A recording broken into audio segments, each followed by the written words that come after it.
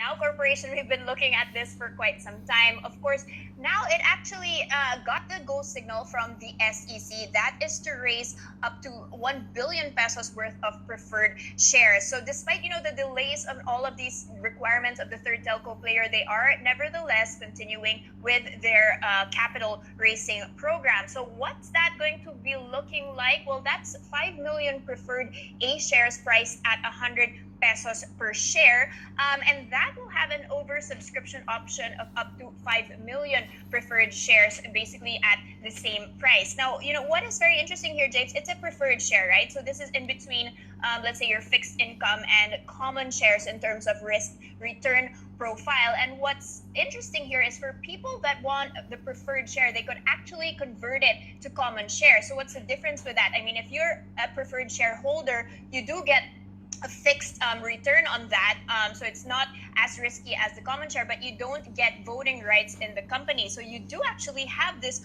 option to convert it into a common share if you want to do so, and that conversion rate will be for every preferred share you would hold, you could have 5 common shares, basically 5 voting rights there. So the issue period will be from June 28th to July 4th, and that's listing is set for July 12th. Now, what's interesting here is it also, they're adding some cherry to the pie here. They have 2 detachable subscription warrants per preferred share. So that's going to be from 10 million detachable warrants for the first preferred A issuance. And if you oversubscribe that, or if that reaches maximum, you've actually got 20 million detachable warrants there. So what is a detachable warrant, James? Well, essentially, in a nutshell, it allows the holder of this preferred shares to actually, it's more like a call option, right? It allows them the right to buy another underlying common share. So these detachable warrants will have 20 million